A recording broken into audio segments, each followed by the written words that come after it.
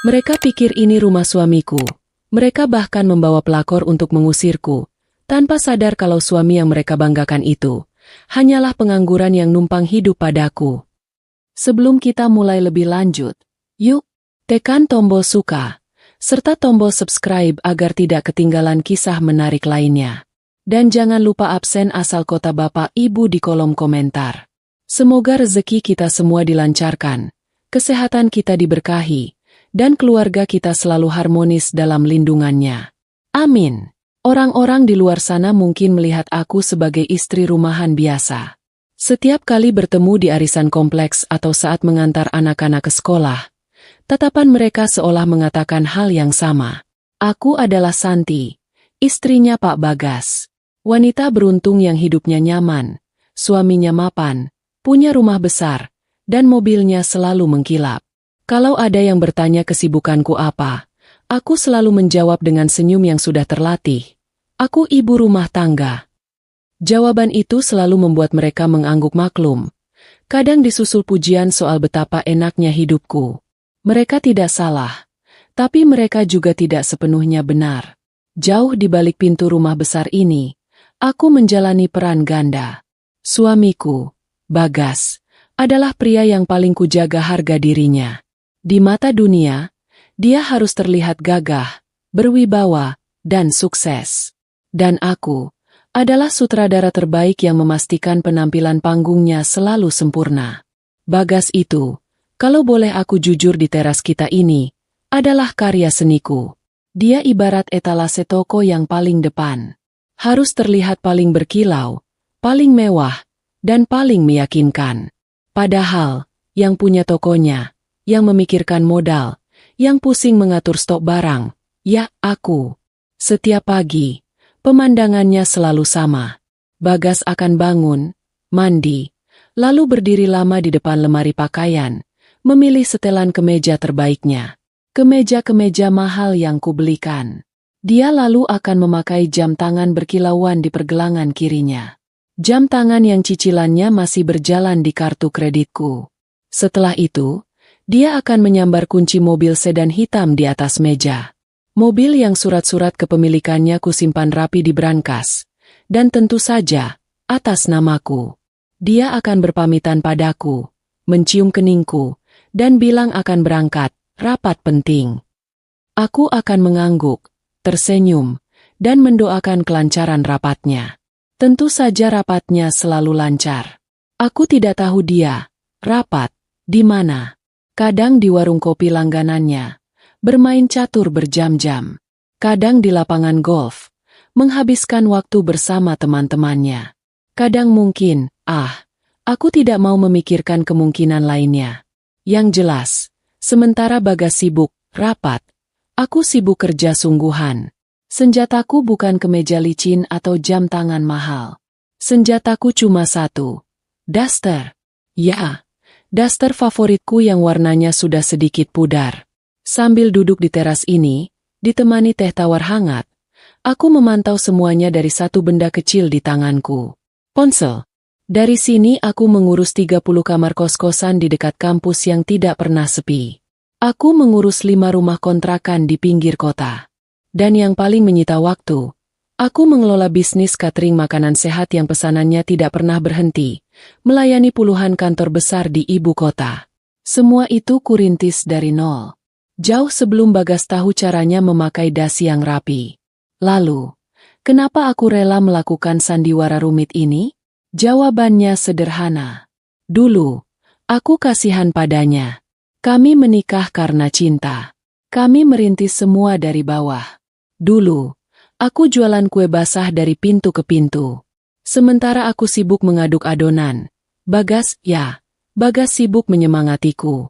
Itu saja. Menyemangati. Kadang juga sibuk mengeluh kenapa kuenya tidak laku-laku. Singkat cerita, usahaku meledak. Dari kue basah, aku beralih ke catering nasi kotak, lalu nekat merambah ke bisnis properti. Uang datang seperti air bah. Aku bersyukur luar biasa. Tapi disitulah masalahnya. Semakin aku sukses, suamiku semakin tenggelam dalam rasa mindernya. Bagas adalah pria yang harga dirinya setipis tisu dibagi dua. Dia tidak bisa menerima kenyataan bahwa istrinya jauh lebih berhasil, jauh lebih kaya darinya. Dia jadi sering marah-marah tanpa alasan, membanting pintu, mengeluh aku tidak punya waktu untuknya. Padahal, dia sendiri tidak melakukan apa-apa seharian. Dia merasa tidak berguna, merasa bukan kepala keluarga. Maka, demi menjaga keutuhan rumah tangga, kuciptakan peran ini untuknya. Kuberikan dia gelar kehormatan, direktur utama fiktif, di perusahaan yang kuberi nama, Rumah Tangga Santi. Kubelikan dia semua atribut kesuksesan. Kubangun rumah besar ini. Oh, soal rumah ini, ada cerita lucunya. Saat proses membangun dulu, tentu saja aku yang bolak-balik berdiskusi dengan arsiteknya. Aku yang memilih tata letak dapur. Aku yang memilih motif keramik kamar mandi. Aku yang pusing 7 keliling menghitung biaya tukang dan material. Bagas, dia sibuk memancing. Tapi, begitu rumah ini jadi dan kami mengadakan syukuran kecil, dia dengan bangganya mengajak teman-temannya berkeliling. Dengan dada membusung, dia menepuk pilar besar di ruang tamu. Dia lalu bercerita panjang lebar kepada teman-temannya, mengatakan bahwa pilar itu adalah idenya. Dia bilang, dia mau pilar yang kokoh, sebagai lambang kewibawaan pemilik rumah. Aku yang saat itu sedang membawa nampan berisi kopi, hampir saja tersedak. Kewibawaan? Padahal aku memilih pilar itu murni karena sedang ada diskon besar-besaran di toko material langgananku. Kubiarkan saja. Aku ikut tersenyum. Aku bahkan memuji seleranya di depan teman-temannya, yang tentu saja membuat Bagas semakin besar kepala. Kadang aku geli sendiri melihat tingkahnya. Rasanya seperti sedang bermain sandiwara. Tapi pemeran utamanya tidak sadar kalau naskah dan dialognya aku yang tulis. Satu-satunya orang di rumah ini yang tahu kebenarannya adalah Bey Lastri. Bey Lastri adalah asisten rumah tanggaku. Tapi aku lebih suka menganggapnya sahabat. Dia sudah ikut aku sejak kami masih mengontrak di rumah petak. Saat kami masih harus menghitung setiap rupiah untuk makan besok. Bey Lastri adalah saksi hidupku. Dia tahu siapa yang banting tulang sampai tengah malam, dan siapa yang banting pintu kalau uang rokoknya kurang. Dia sering menatapku dengan pandangan iba, campur kesal. Dia bilang aku ini terlalu baik, terlalu sabar. Ku jawab saja sambil tertawa. Bukan baik, Bey. Aku ini lagi menjaga barang antik. Barangnya rapuh, gampang pecah, jadi harus hati-hati. Bey Lastri hanya menggelengkan kepala. Dia bergumam pelan, bilang kalau barang antik dirawat terus harganya makin mahal. Lah ini kok malah makin ngelunjak. Bagas bukannya tidak tahu aku punya uang. Dia tahu. Dia hanya tidak mau tahu seberapa banyak uangku. Bagi dia, mengakui aku lebih sukses berarti mengakui dia gagal total sebagai laki-laki. Jadi, kami punya kesepakatan diam-diam. Setiap awal bulan, aku akan mentransfer sejumlah uang ke rekeningnya. Jumlahnya besar, sangat besar. Cukup untuk membuatnya merasa seperti laki-laki sejati yang menghasilkan. Uang itu dia sebut sebagai gaji direktur. Dia bebas memakai uang itu.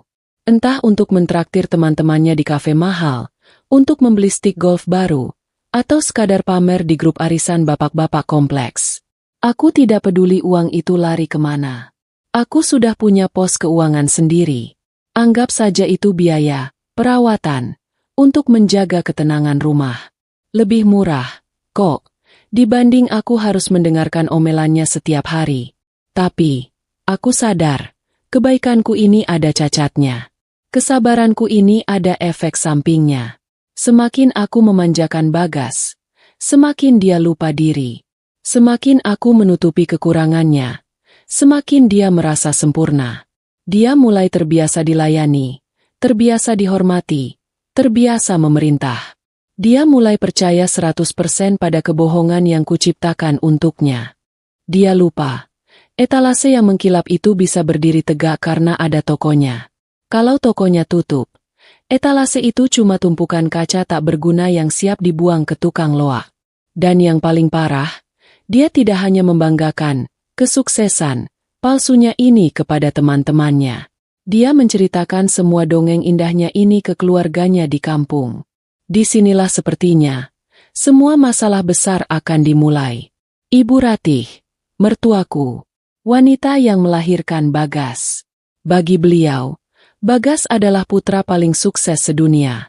Tentu saja, bagaimana tidak bangga?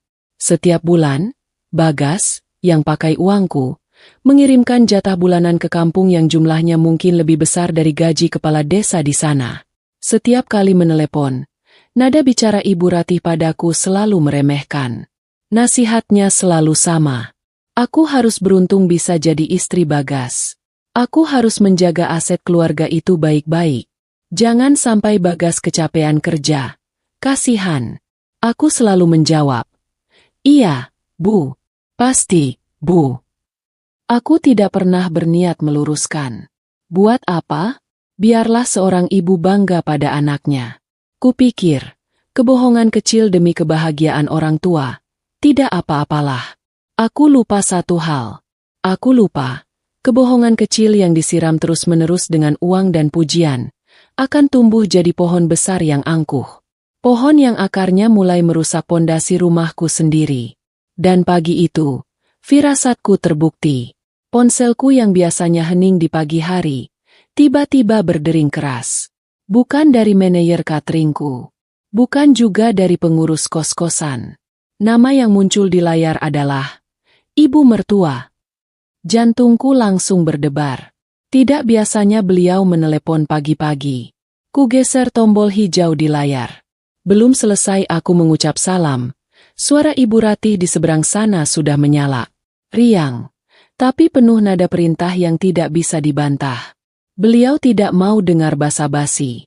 Intinya, beliau sudah sampai di stasiun. Aku dan Bagas harus menjemput. Sekarang juga. Cepat. Aku terdiam. Stasiun? Sampai.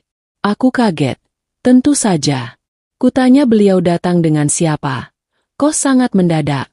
Jawabannya di seberang sana membuatku lemas. Beliau tertawa keras. Ternyata, beliau tidak datang sendirian. Beliau membawa rombongan. Seluruh keluarga besar dari kampung diboyong. Tujuannya? Apalagi kalau bukan untuk liburan di rumah anak kesayangannya yang paling sukses itu. Telepon ditutup. Begitu saja. Aku mematung di teras. Teh tawarku mendadak terasa sangat pahit. Aku menoleh ke dalam rumah.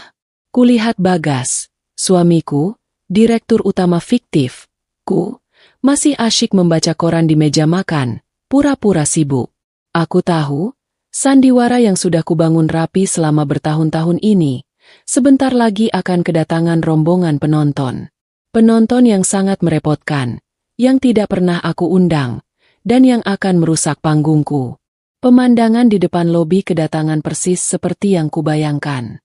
Ibu Ratih, mertuaku, sedang berdiri berkacak pinggang, dikelilingi tumpukan barang yang lebih mirip orang mau pindahan rumah daripada liburan. Ada koper-koper besar yang sudah usang, tas-tas jinjing yang menggembung penuh, beberapa kardus mie instan yang diikat tali rafia, dan yang paling membuatku pusing, ada satu sangkar ayam di kakinya. Bagas, suamiku, langsung memasang senyum terbaiknya. Dia berlari kecil, menyalami dan memeluk ibunya. "Ibu, sehat?" Aku mengikuti di belakang, berusaha tersenyum sopan, ikut menyalami.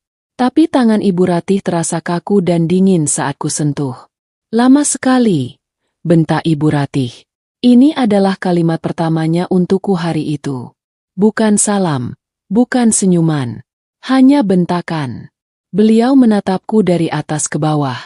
Aku yang pagi itu hanya memakai kaos oblong sederhana dan celana panjang kain, langsung dinilai. "Kamu ini, Santi, suami kamu sukses. Istrinya kok penampilannya begini amat?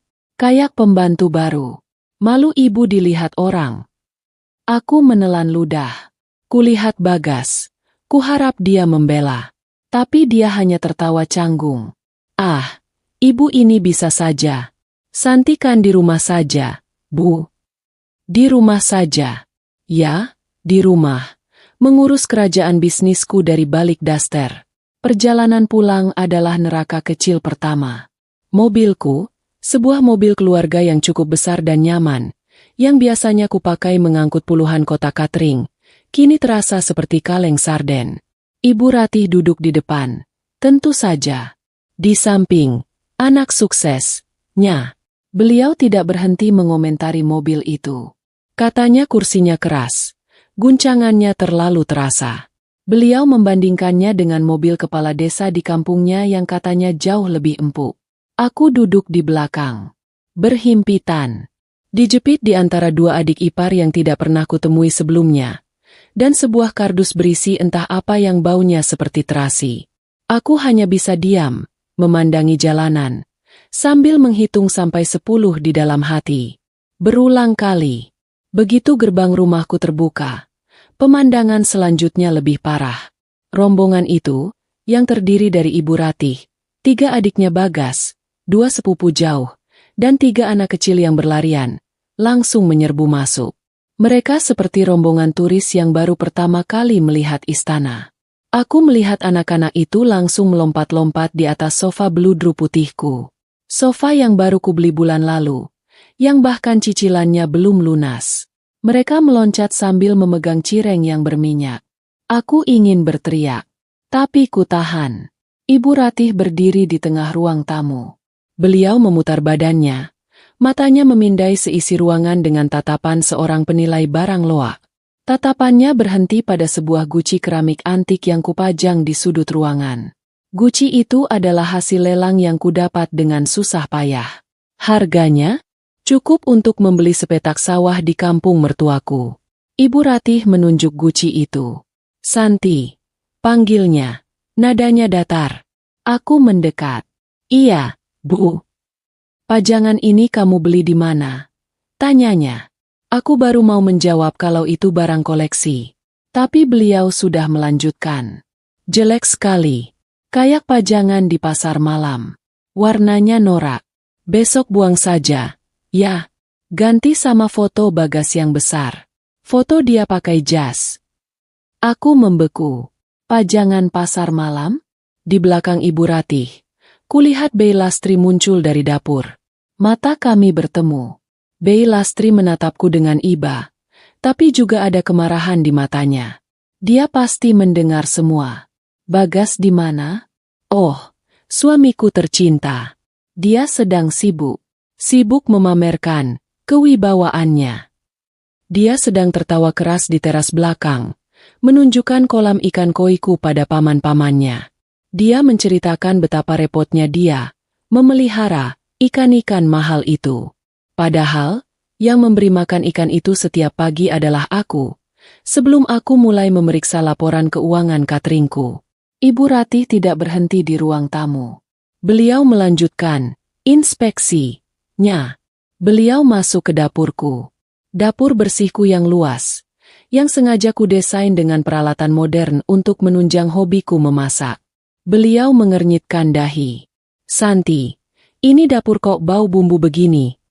Aku bingung. Namanya juga dapur. Bu, tadi pagi Bey Lastri habis masak. Dapur orang kaya itu harusnya steril. Potongnya wangi, kayak di televisi itu. Ini bau terasi, bau bawang. Nggak berkelas. Nanti kamu bersihkan semua. Pakai pewangi yang banyak. Aku mulai merasa kepalaku pusing. Steril? Wangi? Memangnya ini laboratorium? Dapur ya tempatnya masak. Tempatku mencari uang untuk menghidupi putra suksesnya itu. Tentu saja, semua kalimat itu hanya berani kusimpan di dalam hati. Belum sempat aku menarik napas. Perintah pertama yang sesungguhnya datang. Santi! Teriaknya lagi dari ruang tamu. Aku harus berlari kecil menghampirinya. Iya, Bu. Buatkan Ibu kopi. Yang pahit. Gulanya sedikit saja. Terus buatkan minum sirup untuk semua saudara Ibu. Cepat. Ya. Haus ini. Beliau mengatakannya sambil melempar tas tangannya ke sofa. Tanpa menatapku. Nada bicaranya persis seperti yang biasa beliau gunakan saat memanggil pembantu di kampungnya. Aku sadar posisiku sudah ditetapkan. Di rumahku sendiri, aku resmi jadi pesuruhnya. Aku berjalan lunglai ke dapur. Bei Lastri sudah menungguku di sana. Wajahnya merah pada menahan kesal. Ibu ini. Bei Lastri tidak sanggup melanjutkan kata-katanya. Aku menghela napas panjang. Aku menepuk bahunya pelan. Nggak apa-apa. Bei, tolong siapkan air panas yang banyak ya di termos besar. Siapkan juga semua gelas yang kita punya. Kelihatannya kita bakal lembur. Kataku pelan, berusaha setenang mungkin. Saat aku sedang mengadu kopi pahit untuk mertuaku, kudengar suara Ibu Ratih bicara dengan Bagas di ruang tengah. Kali ini, suaranya terdengar manja, tapi penuh tuntutan. Bagas, anakku, kamar ibu di mana? Ibu nggak mau ya di kamar tamu yang di bawah. Pasti sempit. Ibu mau kamar kamu. Kamar utama. Yang paling besar.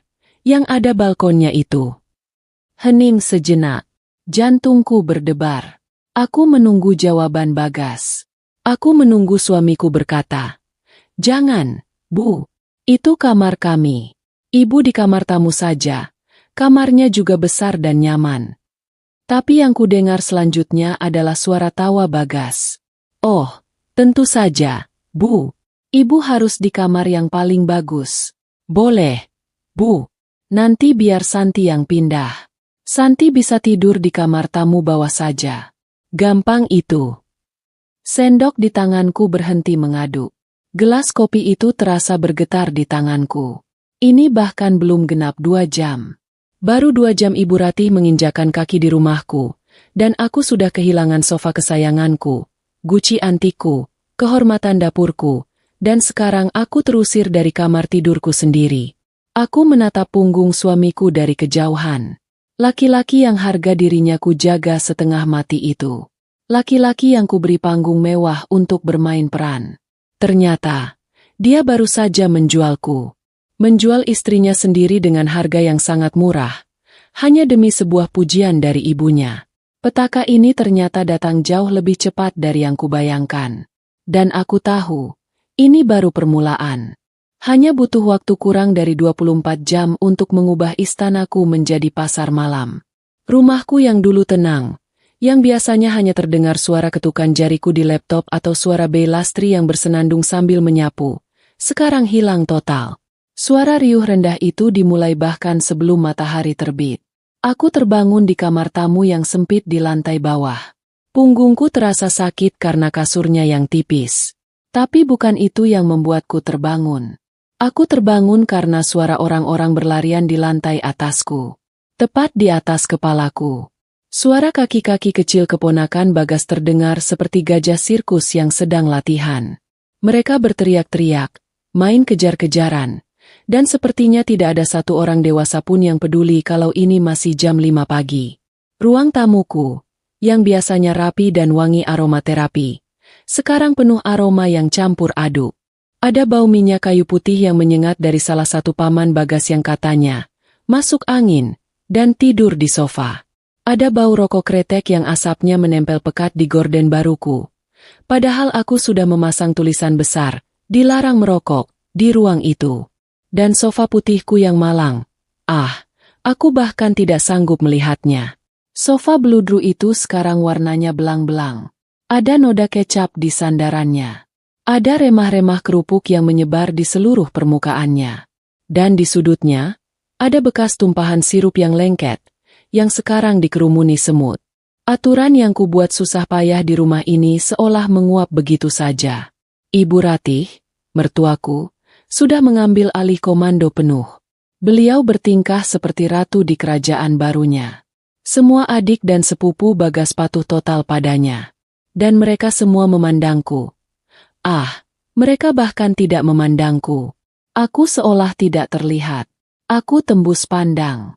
Aku ingat siang itu, aku sedang pusing memeriksa tagihan catering yang menumpuk di laptopku.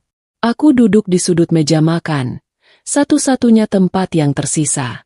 Tiba-tiba, salah satu adik ipar perempuanku, sebut saja namanya Dini, datang dan langsung mengambil cangkir teh hangatku yang ada di sebelah laptop. Dia meminumnya. Begitu saja, tanpa izin, Tanpa basa-basi. Aku kaget. Ku tatap dia. Dia hanya nyengir tanpa rasa bersalah. Pinjam dulu ya, Mbak Santi. Haus, katanya. Dia bahkan tidak menyebutku, Mbak Yu, atau kakak ipar. Langsung panggil nama. Aku ini siapa? Teman sebayanya? Dan yang paling membuatku ingin tertawa getir adalah soal makanan. Bisnis utamaku adalah catering makanan sehat. Aku terbiasa makan teratur. Pagi itu, Bei Lastri, yang kasihan padaku, sudah menyiapkan oatmeal dan buah potong untuk sarapanku, seperti biasa. Ibu Ratih melihat mangkuku dengan pandangan jijik. Beliau langsung berteriak dari meja makan. Katanya, "Makanan apa ini? Makanan orang sakit? Makanan burung?" Beliau tidak mau lihat ada bubur aneh itu lagi di meja makan. Anak suksesnya, Bagas, harus makan makanan yang bergizi. Gizi versi Ibu Ratih adalah nasi uduk porsi kuli, lengkap dengan semur jengkol, dan ikan asin yang digoreng kering. Mau tidak mau, aku dan Bei Lastri harus ke pasar lagi pagi itu. Kami berbelanja bahan-bahan yang tidak pernah ada di daftar belanjaku. Dapurku yang tadinya modern dan bersih, kini penuh dengan ulekan sambal terasi dan bau ikan asin yang asapnya memenuhi seluruh rumah. Bei Lastri sampai mengeluh pelan padaku. Dia bilang saringan udara mahal di dapurku bisa-bisa rusak karena harus kerja lembur menyedot asap sebanyak itu. Lalu, di mana Bagas, suamiku tercinta? Di mana direktur utama fiktif, ku? Oh, dia sedang menikmati perannya. Dia duduk di kursi teras favoritku, tempatku biasa bekerja. Sekarang kursi itu didudukinya. Dia dikelilingi saudara-saudaranya, tertawa terbahak-bahak, mendengarkan semua pujian mereka. Dia merasa seperti raja sungguhan yang sedang menjamu rakyatnya. Dia bangga sekali bisa memamerkan hasil jerih payahnya selama ini. Saat aku lewat membawakan mereka nampan penuh kopi dan pisang goreng, Bagas menepuk-nepuk pundakku di depan semua orang. Dia bilang dengan nada bangga, "Bikinin kopi lagi ya, Ma. Yang mantap. Bapak-bapak ini suka kopi buatan kamu." Dia memanggilku, "Mama," tapi nada bicaranya seperti majikan pada pegawainya. Dan saudara-saudaranya memandangku dengan tatapan ya. Begitulah. Tatapan meremehkan. Aku hanyalah istri yang beruntung, yang tugasnya hanya melayani suami sukses dan keluarga besarnya. Malam hari adalah puncaknya. Aku sudah resmi terusir dari kamar utamaku. Kamar itu sekarang ditempati Ibu Ratih. Kamar tidurku, tempat pribadiku, tempatku menyimpan semua dokumen bisnisku, sekarang diacak-acak olehnya. Aku tidur di kamar tamu bawah, dekat dapur. Kamar itu sempit, dan baunya pengap karena tadinya dipakai untuk gudang sementara menyimpan stok bahan catering. Sepanjang malam, aku tidak bisa tidur. Bukan hanya karena kasurnya yang keras, tapi karena suara tawa dan obrolan dari lantai atas tidak berhenti. Mereka sepertinya sedang bermain kartu sambil berteriak-teriak. Suara televisi di ruang keluarga juga menyala keras sekali, menayangkan acara dangdut sampai lewat tengah malam. Aku memeluk lututku di kegelapan kamar sempit itu. Rumah ini kubangun dengan keringatku. Setiap batanya, setiap jengkal keramiknya, adalah hasil kerja kerasku. Dan sekarang, aku menjadi tamu di rumahku sendiri. Aku menjadi pembantu gratis bagi mereka. Aku melihat ke arah pintu. Aku bertanya-tanya dalam hati. Ini baru hari kedua. Berapa lama lagi aku harus menahan semua ini? Aku belum sadar bahwa kekacauan ini barulah awal. Ibu Ratih ternyata membawa kejutan lain yang jauh lebih busuk daripada sekadar bau terasi di dapurku. Rasanya hening itu seperti apa?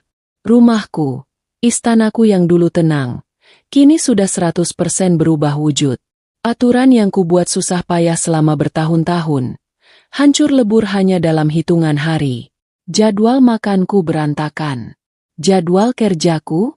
Jangan ditanya. Aku bahkan tidak sempat membuka laptopku.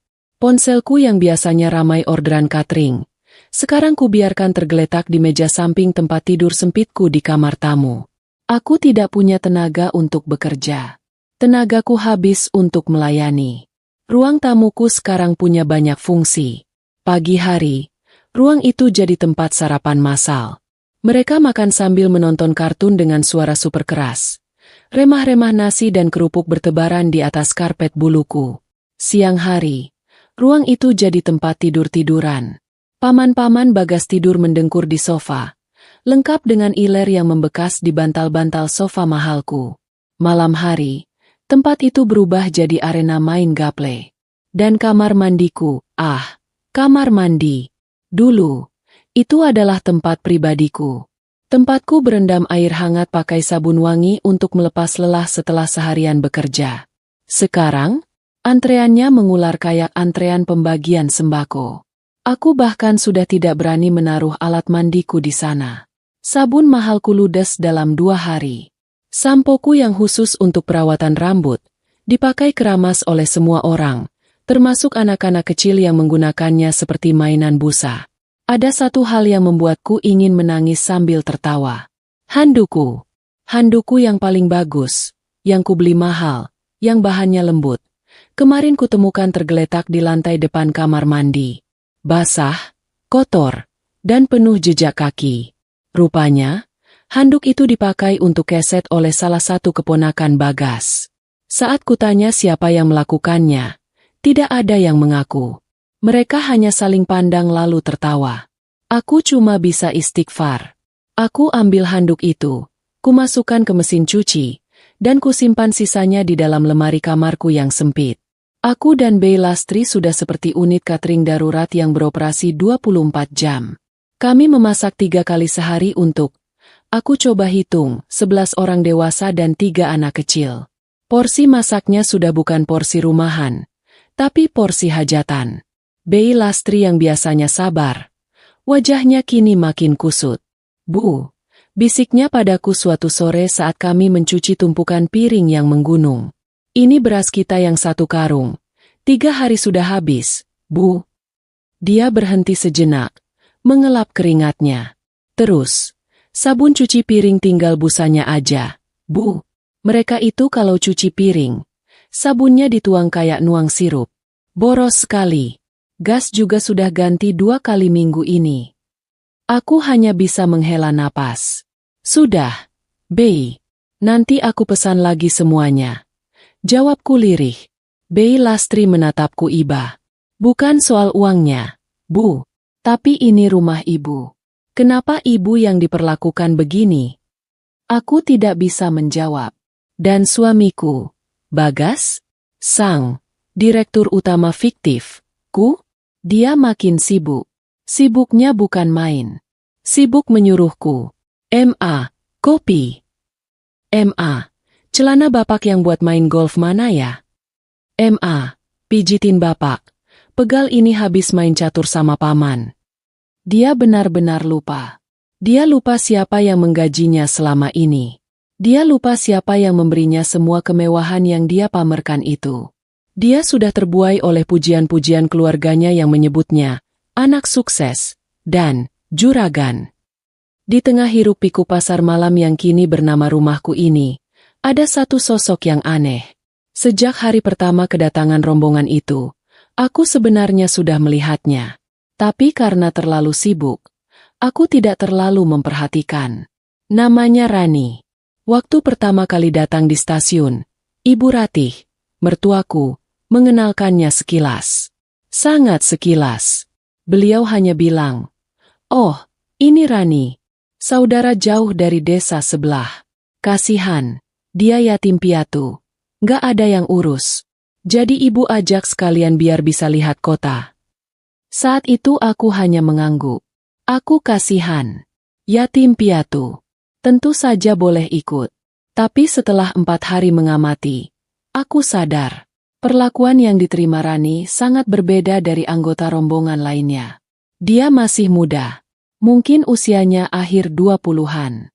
Jauh lebih muda dariku. Kulitnya putih bersih. Terawat. Badannya bagus.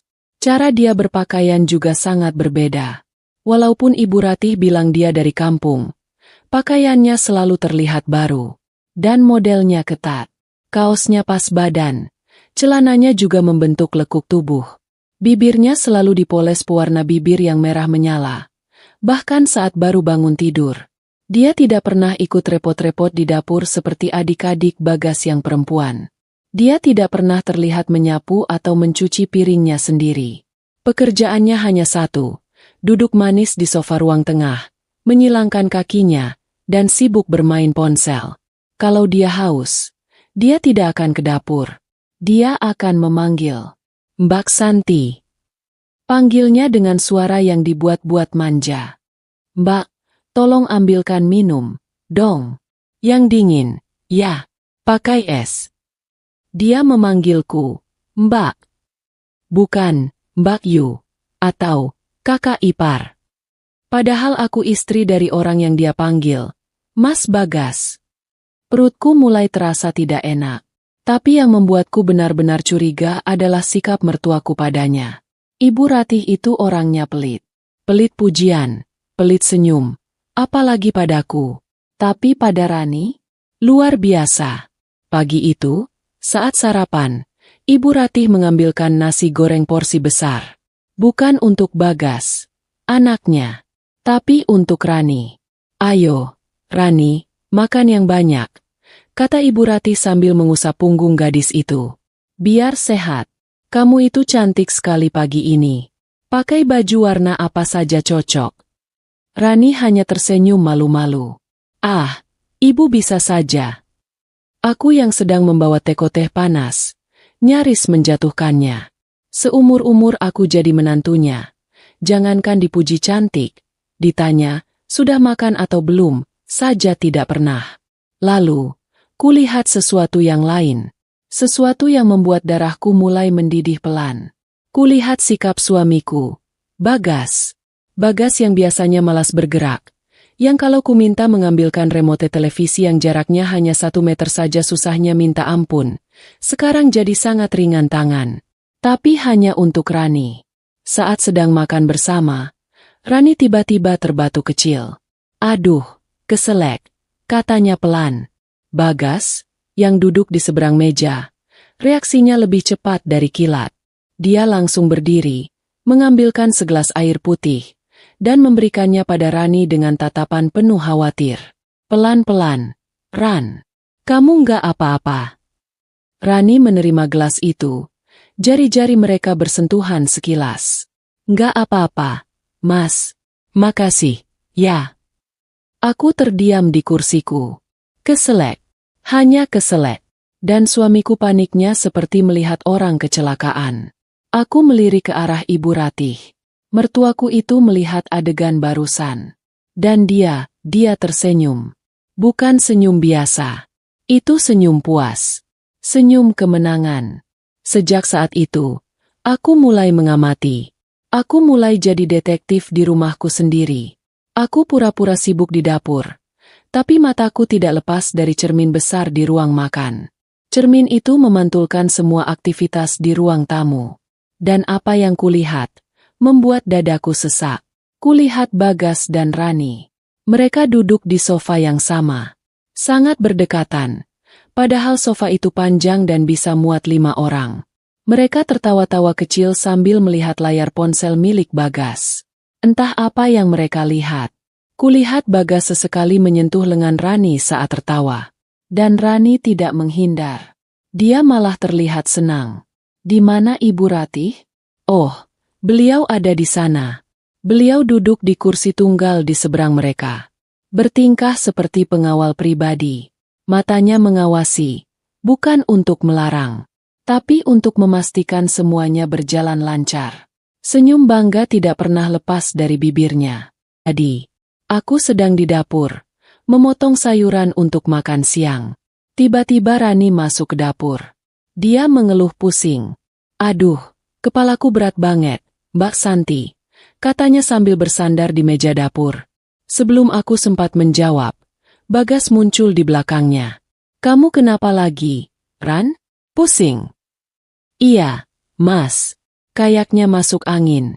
Jawab Rani manja. Lalu, hal yang tidak pernah kubayangkan terjadi. Di depanku. Di dapurku sendiri. Bagas langsung mengambil botol minyak angin yang selalu tersedia di kotak obat. Dia menuangkannya ke tangannya. Sini, Mas pijitin tengkuknya. Biar enak. Dan Bagas suamiku mulai memijat tengkuk Rani. Rani memejamkan matanya, menikmati pijatan itu. Aduh, enak, Mas. Pijatan Mas Bagas kuat. Ya. Tanganku yang sedang memegang pisau mendadak kaku. Aku berhenti memotong. Seluruh tubuhku gemetar. Selama ini, kalau aku mengeluh pegal karena seharian mengurus bisnis, Bagas selalu bilang dia capek. Dia tidak bisa memijat. Tapi sekarang, untuk seorang saudara jauh, dia begitu ahli, begitu bersemangat. Aku ingat sesuatu. Sesuatu yang membuat semuanya jadi masuk akal. Beberapa bulan lalu, Bagas tiba-tiba minta uang tambahan. Jauh lebih besar dari gaji direkturnya yang biasa. Aku ingat aku bertanya untuk apa. Dia bilang, dengan nada sedikit kesal, bahwa dia ada proyek baru di kampung yang butuh modal. Dia bilang aku tidak perlu tahu detailnya. Sebagai istri, tugasku hanya mendukung.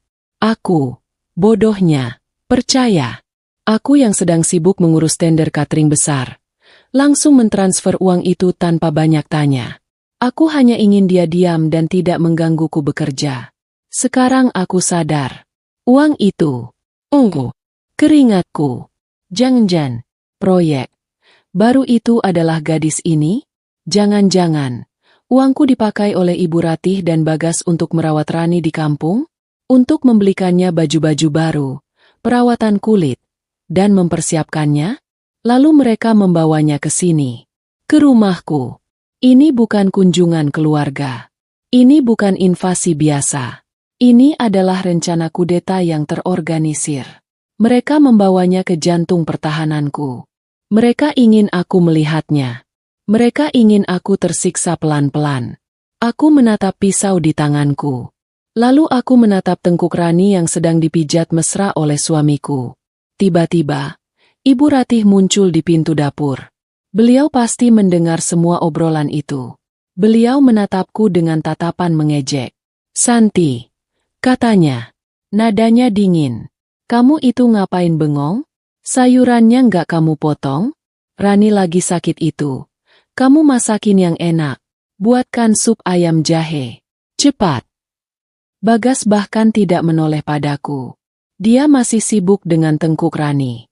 Pagi itu, aku sadar. Aku tidak sedang berhadapan dengan mertua yang menyebalkan atau ipar yang tidak tahu diri. Aku sedang berhadapan dengan komplotan penipu. Komplotan yang menjadikan suamiku sebagai boneka, dan menjadikan aku sebagai target yang harus disingkirkan. Dan Rani, gadis yatim piatu yang malang itu, adalah peluru yang mereka siapkan untuk menembakku. Tanganku masih gemetar memegang pisau. Adegan Bagas memijat tengkuk Rani di dapurku tadi masih terbayang jelas. Suara mertuaku yang memerintahku membuat sup ayam jahe terdengar seperti dengungan lebah yang menyakitkan di telingaku. Tapi, seperti robot yang sudah diprogram, aku bergerak. Aku mencuci ayam. Aku mengupas jahe, menggepreknya dengan sedikit lebih keras dari yang seharusnya. Setiap geprekan, aku membayangkan wajah suamiku, wajah mertuaku, dan wajah gadis licik itu. Setengah jam kemudian, sup ayam jahe yang panas dan wangi itu tersaji di meja. Rani sudah duduk manis di meja makan, ditemani Ibu Ratih yang mengipasinya, seolah dia putri raja yang sedang sakit parah. Aku meletakkan mangkuk sup itu di depan Rani. Makasih ya, Mbak Santi, katanya dengan suara yang dibuat lemah. Suara yang sama sekali tidak terdengar seperti orang sakit. Lebih mirip ejekan yang dibungkus bludru. Aku tidak menjawab. Aku hanya menatapnya. Ibu Ratih langsung menyela. Kamu itu ditanya kok diam saja? Nggak sopan. Sana, ambilkan kerupuk. Rani, kan suka makan pakai kerupuk. Aku berbalik badan, berjalan ke dapur untuk mengambil stoples kerupuk. Saat itulah aku mendengarnya. Ibu Ratih berbisik pada Rani, tapi cukup keras untuk kudengar. Sabar ya, Ran. Sebentar lagi, kamu nggak perlu lagi lihat mukanya yang asem itu. Kamu yang akan jadi ratu di sini. Aku berhenti melangkah. Stoples kerupuk di tanganku terasa berat. Ratu. Mereka sedang menyiapkan ratu baru. Sejak hari itu, posisiku di rumah ini resmi berubah. Aku bukan lagi Bu Santi. Aku bukan lagi istri, direktur utama fiktif. Aku adalah Santi. Atau lebih tepatnya, Babu Santi. Tugasku bertambah 1000 kali lipat. Pagi hari, aku dan Belastri harus bangun jam 4. Bukan untuk menyiapkan cateringku, tapi untuk menyiapkan sarapan rombongan sirkus ini. Mereka tidak mau sarapan roti atau sereal. Mereka mau nasi uduk, lontong sayur, atau bubur ayam komplet. Dan yang paling membuatku pusing, selera mereka berbeda-beda. Ibu Ratih mau buburnya kental, tidak pakai kacang. Salah satu paman Bagas mau lontongnya pakai telur rebus, tapi tidak mau pakai nangka. Keponakan-keponakan Bagas hanya mau makan mie instan goreng, dan harus aku yang memasakkan, tidak mau Belastri. Aku, Santi, pemilik 30 kamar kos dan catering 5 kantor besar, kini menghabiskan pagiku berdebat soal tingkat kematangan mie instan. Lucunya, suamiku, Bagas, ikut-ikutan. Dia yang dulu kubuatkan sarapan sehat selalu protes. Kini, dia makan nasi uduk 2 piring penuh dengan lahapnya. Dia bahkan berani memerintahku di depan keluarganya. "Ma, sambelnya kurang pedas ini," katanya sambil mengacungkan sendok. "Bikinin lagi yang lebih mantap." Aku hanya menatapnya. Laki-laki ini. Apa dia sudah lupa caranya memegang ulekan? Setelah sarapan, penderitaan belum berakhir. Tumpukan cucian kotor mereka sudah menggunung seperti bukit. Mesin cuciku yang biasanya hanya bekerja 2 hari sekali, kini harus berputar dari pagi sampai sore. Dan mereka tidak peduli. Baju ganti dipakai hanya 2 jam, lalu dilempar begitu saja ke keranjang cucian. Belastri sampai menangis diam-diam di pojok ruang cuci. Dia kasihan padaku. Tapi dia lebih kasihan pada mesin cuci yang baru kami beli itu. "Bu," katanya sambil memilah baju. "Ini daster adiknya Pak Bagas. Luntur. Kena kemeja putih bapak yang paling mahal." Aku hanya menghela napas. "Sudah, Bi. Rendam pakai pemutih. Kalau tidak bisa, ya buang saja." Aku sudah tidak peduli lagi soal kemeja mahal. Harga diriku sudah terinjak-injak. Apalah arti selembar kemeja? Pekerjaanku yang sebenarnya? Bisnisku? Hunter. Manajer cateringku meneleponku berkali-kali. Dia bilang ada masalah besar dengan salah satu vendor sayuran. Aku tidak bisa berpikir. Bagaimana aku bisa memikirkan tagihan vendor? Sementara di telingaku Ibu Ratih berteriak minta dipijat kakinya? Bagaimana aku bisa memeriksa laporan keuangan? Sementara di depan mataku, Rani dan Bagas sedang tertawa-tawa di teras. Minum es kelapa muda yang tadi pagi kusuruh Belastri beli di pasar? Ya, Rani. Bintang utama dalam drama ini. Dia benar-benar diperlakukan seperti putri. Dia tidak boleh menyentuh pekerjaan apapun. Alasannya? Kata Ibu Ratih. Rani itu lagi dijaga. Calon. Ibu Ratih tidak pernah melanjutkan kalimatnya. Beliau hanya akan tersenyum penuh arti ke arahku. Lalu, tibalah malam yang meruntuhkan segalanya. Aku sudah sangat lelah. Punggungku rasanya mau patah. Aku tidur di kamar tamu bawah yang sempit.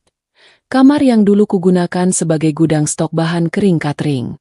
Baunya apek, dan kasurnya tipis sekali. Aku baru saja mau memejamkan mata. Saat aku sadar, ponselku mati. Dan pengisi daya ponselku, yang khusus untuk bisnis, tertinggal di kamar utamaku. Di laci meja riasku. Dengan langkah berat, aku naik ke lantai 2. Aku berjalan di lorong yang gelap menuju kamarku. Kamarku sendiri. Betapa lucunya. Aku harus berjalan mengendap-endap di rumahku sendiri. Kulihat pintu kamar utamaku sedikit terbuka. Tadinya, kukira Ibu Ratih yang tidur di sana. Sesuai permintaannya di hari pertama. Aku mengetuk pelan. "Bu, Ibu, ini Santi. Tidak ada jawaban. Yang ada hanya suara dengkuran halus. Bukan dengkuran Ibu Ratih yang biasanya keras seperti mesin diesel. Aku mendorong pintu itu pelan. Dan apa yang kulihat, membuat darahku berhenti mengalir. Kamarku. Wanginya berbeda. Bukan lagi wangi aromaterapi lavender yang menenangkan. Kamarku kini beraroma parfum melati yang manis dan menusuk. Parfum yang selalu dipakai Rani. Dan di atas ranjangku.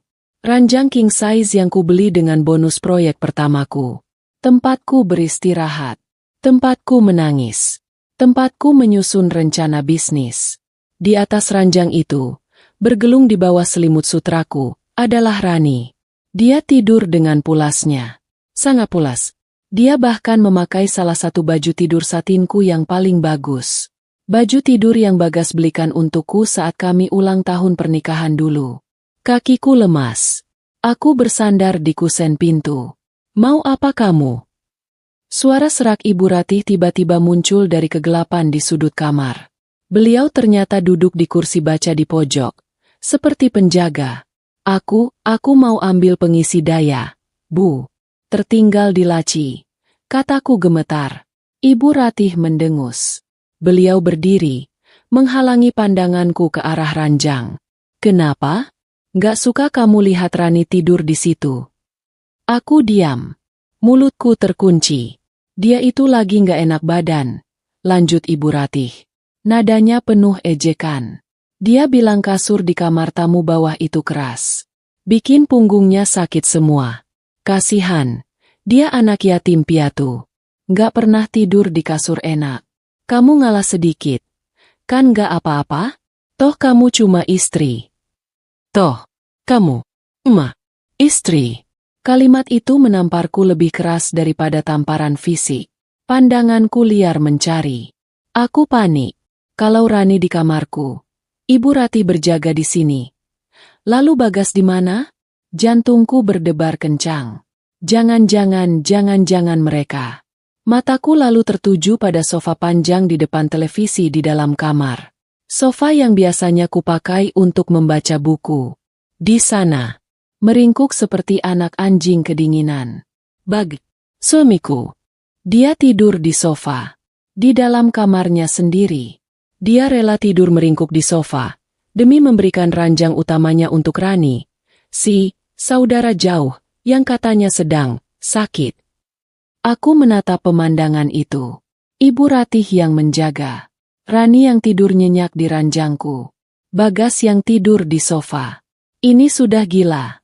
Ini bukan lagi kunjungan keluarga. Ini bukan lagi invasi. Ini adalah penjajahan penuh. Mereka sudah mengambil alih semuanya. Ibu Ratih berjalan ke laci meja rias, mengambil pengisi dayaku, dan melemparkannya ke lantai di depanku. Nih, ambil. Terus pergi. Jangan ganggu Rani istirahat. Usirnya. Aku membungkuk, memungut pengisi daya itu. Harga diriku ikut kupungut dari lantai keramik yang dingin itu. Aku berjalan mundur, menutup pintu kamarku sendiri. Aku berdiri di lorong yang gelap. Sendirian. Aku sadar.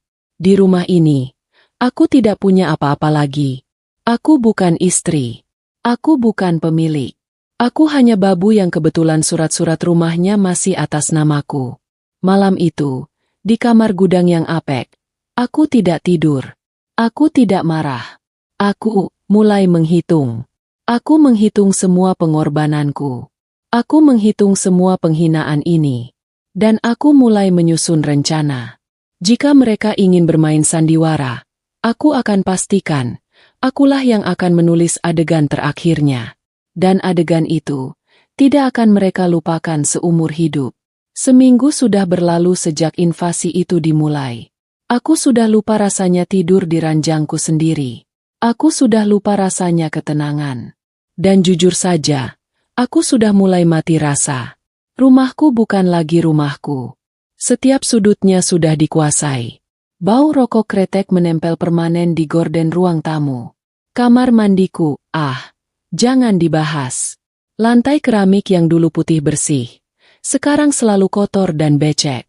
Aku sudah menyerah membersihkannya. Aku dan Bey Lastri kini bekerja seperti dua robot di pabrik.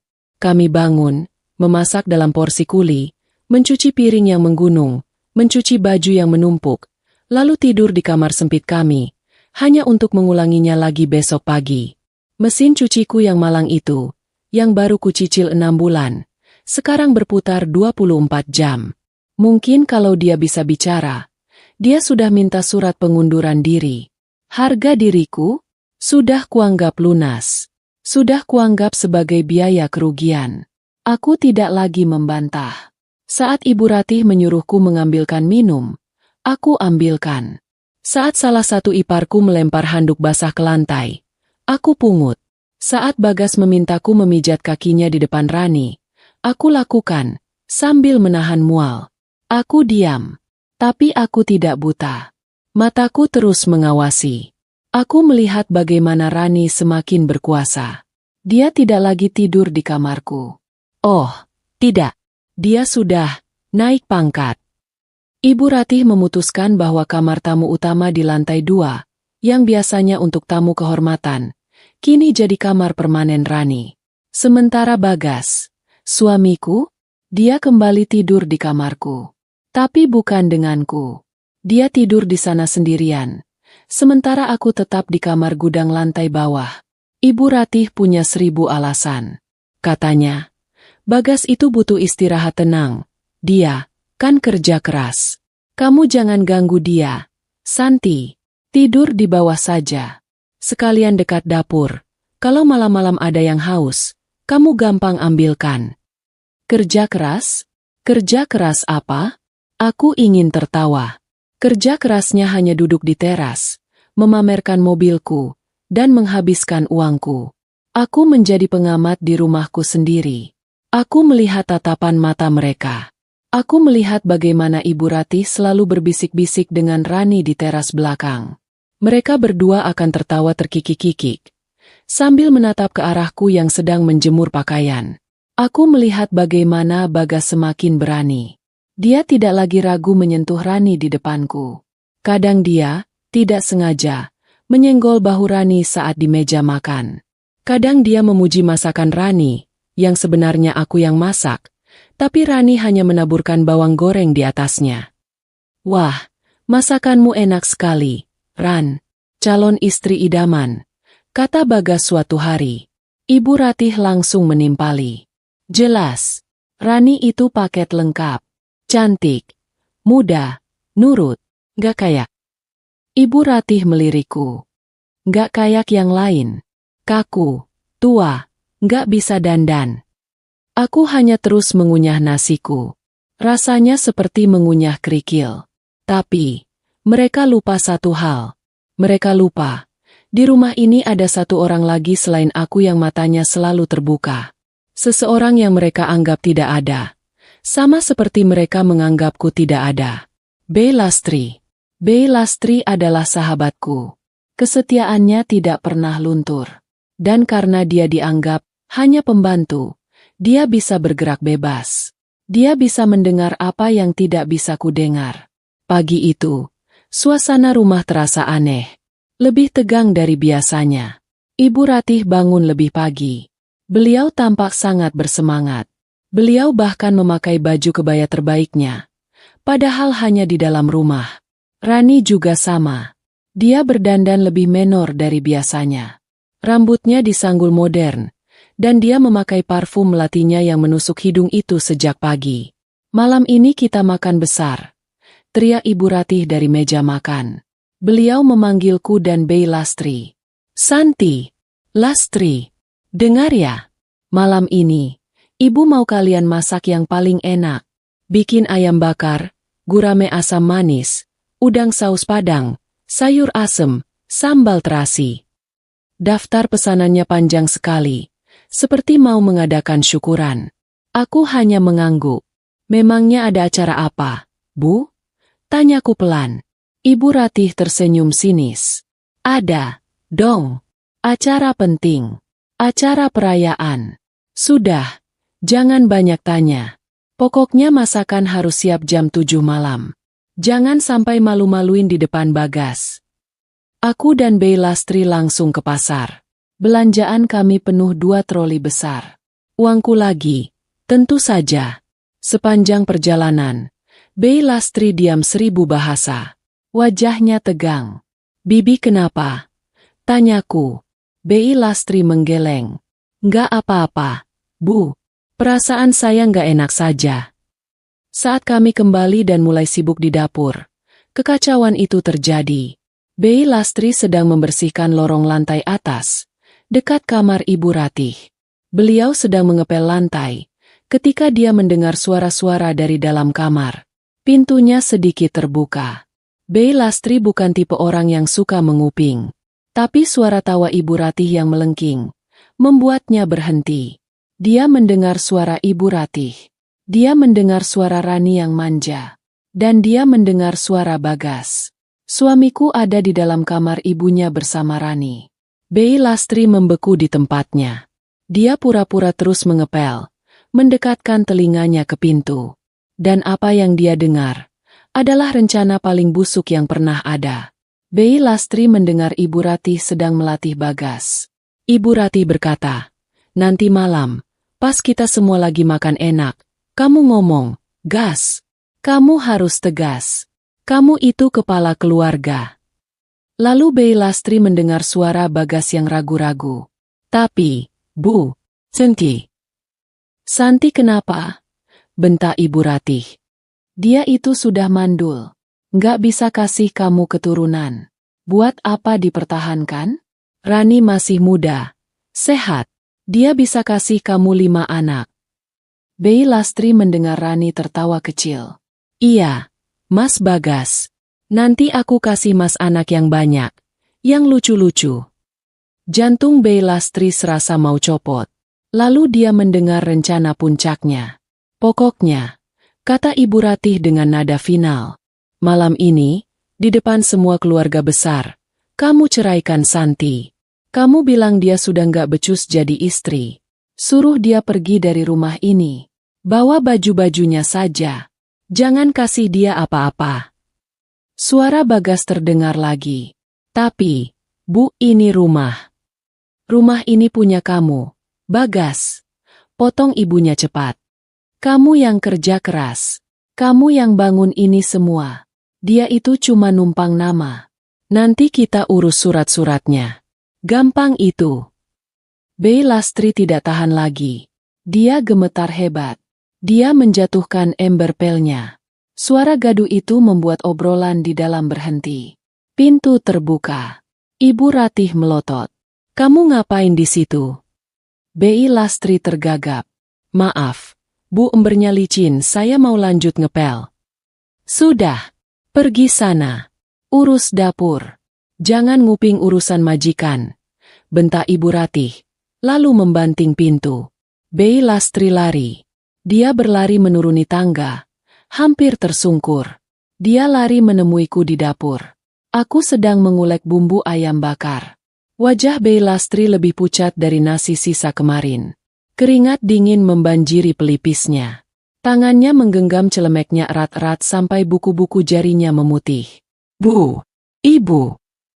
Suaranya bergetar. Dia menangis. Dia menarikku ke pojok dapur, ke dekat tempat cuci piring, menjauhi telinga-telinga lain. Air matanya tumpah. Dia menceritakan semua yang dia dengar. Kata demi kata. Dia bilang mereka akan menceraikanku. Dia bilang mereka akan mengusirku malam ini. Dia bilang mereka pikir ini semua rumah Bagas. Aku berhenti mengulek. Aku meletakkan ulekan itu perlahan. Aku menatap Bey Lastri yang sesenggukan hebat. Aku mengusap air matanya. Bibi, jangan menangis. Kataku. Suaraku aneh.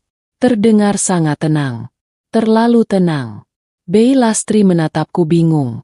Ibu nggak marah? Ibu nggak takut? Kita harus bagaimana, Bu? Aku tersenyum. Senyuman pertama yang kurasakan tulus dalam seminggu terakhir. Malam ini, di meja makan.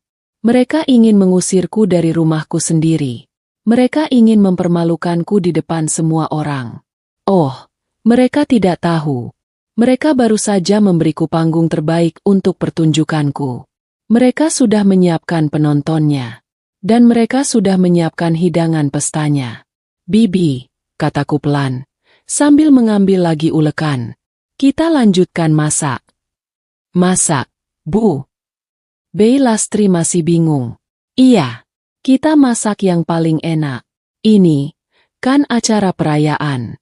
Kita harus pastikan, ini akan jadi makan malam yang tidak akan pernah mereka lupakan seumur hidup mereka. Bei Lastri menatapku. Tangisnya berhenti. Dia melihat sesuatu di mataku. Bukan ketakutan. Bukan kesedihan. Itu adalah api. Dan di dapurku yang berbau bumbu ayam bakar itu, aku mulai menyusun naskah untuk adegan terakhirku. Tepat pukul 7 malam. Di meja makan panjangku, meja yang kubeli dari lelang kayu jati, sudah penuh sesak. Pemandangan di atasnya luar biasa meriah. Aroma ayam bakar bumbu rujak yang pekat berpadu dengan wangi gurame asam manis. Udang saus padang yang merah menyala tersaji di piring terbesar. Sayur asem, sambal terasi, lalapan segar, dan kerupuk udang semuanya lengkap. Ini bukan sekadar makan malam. Ini adalah pesta. Pesta yang mereka minta, pesta yang kubuat, dan pesta yang akan mereka bayar mahal. Ibu Ratih duduk di kursi utama. Kursi kepala keluarga. Tentu saja. Beliau sudah memakai kebaya terbaiknya, yang entah kapan beliau siapkan. Wajahnya dipoles bedak tebal, bibirnya merah menyala, dan senyumnya senyumnya adalah senyum kemenangan yang paling menyebalkan yang pernah kulihat. Rani duduk di sebelah kanan Bagas. Posisinya sudah jelas. Dia adalah calon nyonya rumah yang baru. Dia memakai gaun yang agak terbuka. Dan dia tidak henti-hentinya bersandar manja di lengan suamiku. Dan Bagas. Suamiku. Direktur utama fiktif. Dia terlihat gelisah. Kemeja batik mahal yang kupilihkan untuknya tampak basah di bagian ketiak. Dia terus-menerus berdeham. Dia melirik ibunya. Lalu melirik Rani. Lalu melirikku sekilas dengan tatapan yang sulit kuartikan. Takut. Tapi juga sombong. Semua keluarga besarnya yang lain hanya bertindak sebagai penonton bayaran. Mereka bertepuk tangan riuh saat melihat hidangan tersaji. Mata mereka berbinar-binar melihat makanan gratis dan mewah. Aku dan Bei Lastri berdiri di sisi ruangan. Seperti dua pelayan yang menunggu perintah. Mereka mulai mengambil nasi. Ibu Ratih yang pertama, disusul Rani, lalu Bagas. Mereka makan dengan rakus. Suara sendok dan garpu beradu dengan piring adalah satu-satunya musik di ruangan itu. Mereka memuji masakanku. Wah, ayam bakarnya mantap, kata salah satu paman. Udangnya ini, bumbunya pas, timpal yang lain. Ibu Ratih tersenyum bangga, seolah dialah yang memasak semua ini. Tentu saja, di rumah anak saya, semua harus nomor 1, katanya. Sambil menyuap sepotong besar ikan ke mulutnya. Aku hanya diam memperhatikan. Kunikmati pemandangan itu. Pemandangan orang-orang yang sedang melahap makan malam terakhir mereka di rumahku. Makanan yang kubeli dengan uangku. Dimasak di dapurku. Disajikan di atas piring-piringku. Di tengah kerakusan mereka, Bei Lastri bergeser mendekat padaku. Tangannya yang memegang teko air gemetar hebat. Bu! Bisiknya. Suaranya nyaris tidak terdengar. Nafasnya tercekat. Aku menoleh sedikit. Ya, Bei. Ibu. Ibu lihat senyumnya Ibu Ratih. Bei Lastri menahan tangis. Mereka benar-benar akan melakukannya. Bu. Mereka benar-benar kira ini rumah Pak Bagas. Mereka mau usir ibu malam ini juga. Persis seperti yang saya dengar tadi siang. Aku menatap Bei Lastri. Aku meraih tangannya yang gemetar itu, menggenggamnya erat sejenak.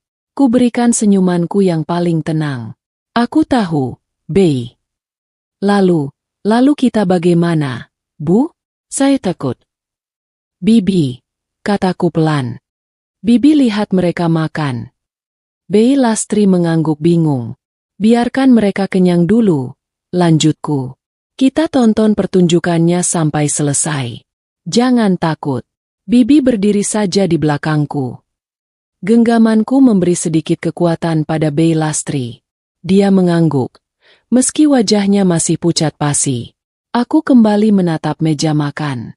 Mereka sudah selesai dengan hidangan utama. Sekarang mereka beralih ke buah-buahan dan puding yang sudah kusiapkan. Mereka bersandar di kursi mereka. Perut mereka penuh. Wajah mereka puas. Inilah saatnya.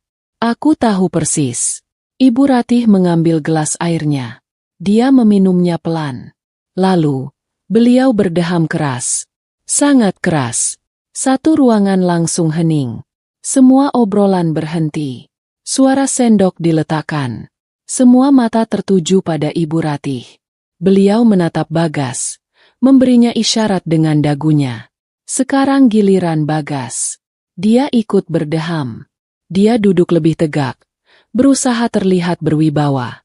Dia membetulkan posisi kemejanya. Dia menatapku. Aku berdiri di sana, di pojok ruangan, dekat pintu dapur.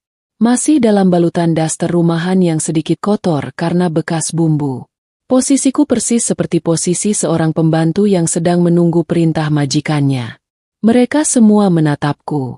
Keluarga besar Bagas menatapku dengan pandangan ingin tahu. Rani menatapku dengan senyum sinis yang ditahan.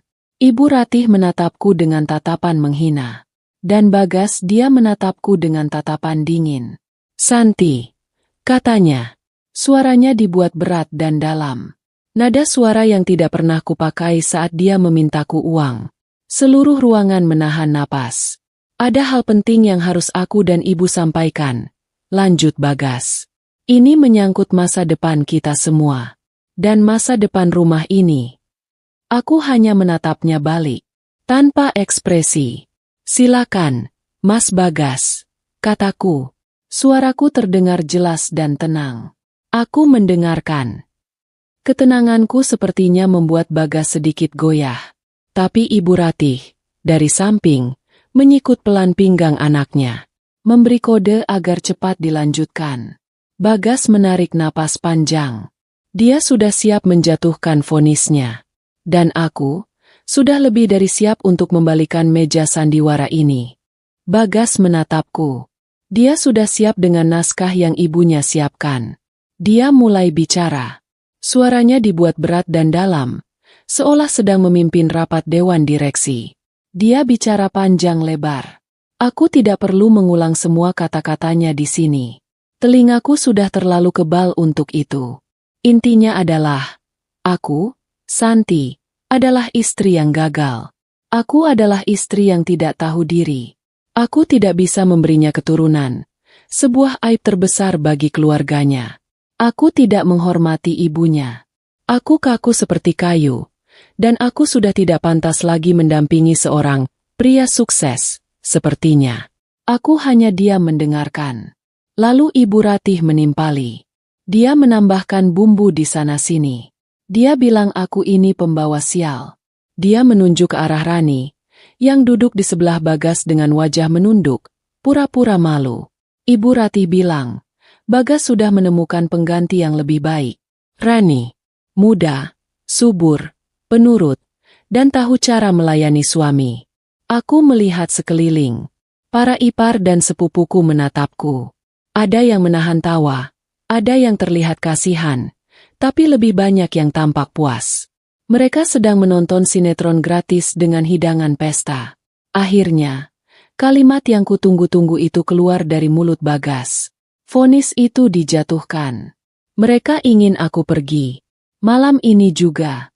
Sekarang juga. Mereka bilang aku harus meninggalkan rumah. Milik Bagas, ini. Aku hanya boleh membawa baju-baju yang menempel di badanku. Itu, kata Ibu Ratih, adalah bentuk kebaikan hati mereka karena aku sudah diizinkan numpang hidup enak selama ini. Di belakangku, aku bisa merasakan tubuh Bei Lastri gemetar hebat. Isak tangisnya yang tertahan terdengar pilu. Rani kini mengangkat wajahnya. Senyum sinisnya tidak lagi dia tahan. Dia menang. Ibu Ratih bersandar di kursinya. Beliau melipat tangan di dada. Wajahnya angkuh. Sang ratu telah memenangkan pertarungan. Mereka semua menungguku. Menunggu aku menangis. Menunggu aku berlutut. Memohon ampun. Menunggu aku mengamuk seperti orang gila.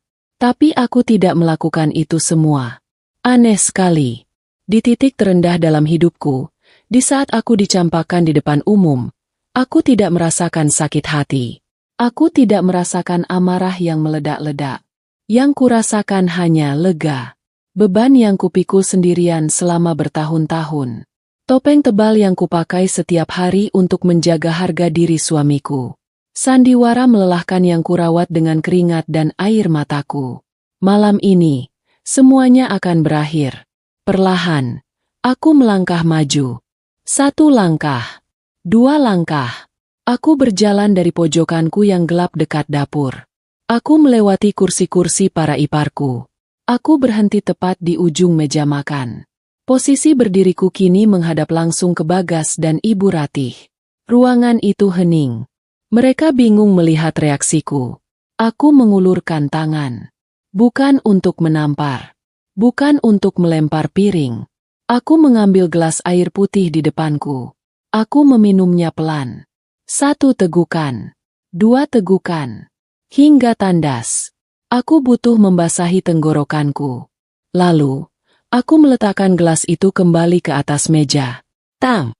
Suara denting gelas yang membentur meja kayu jati itu terdengar sangat keras di ruangan yang hening ini. Semua mata menatapku. Sudah selesai bicaranya. Suaraku terdengar tenang. Sangat tenang.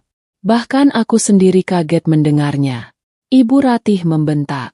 Dia bilang aku tidak sopan. Sudah diusir masih berani bertanya.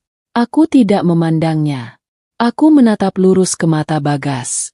Laki-laki yang kucintai, yang kutinggikan derajatnya, yang kini menatapku seperti sampah. Aku tersenyum. Senyuman pertama yang benar-benar tulus dalam 2 minggu terakhir. Lalu, aku mulai menceritakan sebuah dongeng. Aku tidak berteriak. Aku hanya bercerita. Aku ceritakan dongeng tentang seorang istri bodoh yang bekerja banting tulang. Seorang istri yang merintis bisnis catering dari nol, yang pusing mengurus 30 kamar kos, dan yang baru saja membeli 5 rumah kontrakan lagi. Aku ceritakan dongeng tentang seorang suami yang hebat. Suami yang sibuk rapat di warung kopi. Suami yang harga dirinya setipis tisu, yang harus disokong dengan kemewahan palsu. Aku ceritakan tentang gaji direktur, yang kutransfer setiap bulan ke rekeningnya. Uang yang dia pakai untuk mentraktir teman-temannya, dan mungkin untuk membiayai proyek barunya yang bernama Rani. Saat aku bicara, aku melihat perubahan di wajah mereka. Aku menunjuk ke meja batik yang dipakai Bagas. Ku bilang, kemeja itu dari uangku. Aku menunjuk jam tangan yang melingkar di tangannya. Ku bilang, cicilannya masih berjalan di kartu kreditku. Aku menyapu pandanganku ke seluruh hidangan mewah di atas meja. Ku bilang, semua ayam, ikan, dan udang itu dibeli dengan uangku. Wajah Ibu Ratih mulai berubah. Dari merah angkuh, menjadi pucat pasi. Bibirnya yang merah menyala itu kini terbuka. Tapi tidak ada suara yang keluar. Rani berhenti tersenyum. Dia menatap Bagas dengan pandangan bingung. Dan Bagas, direktur utama fiktif. Wajahnya adalah pemandangan terbaik malam ini. Dia pucat, sepucat mayat. Keringatnya kini mengucur deras di pelipis. Matanya melotot tidak percaya. Dia membuka mulutnya, mencari-cari suara, mencari-cari pembelaan. Dia pasti berpikir aku berbohong. Lalu, aku menjatuhkan bom terakhir.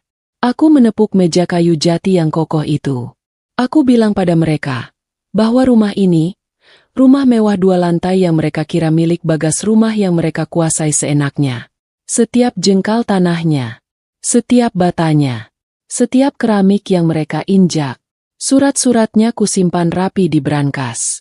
Dan nama di sertifikat itu adalah namaku, Santi, bukan Bagas. Hening. Hening yang jauh lebih pekat dari sebelumnya.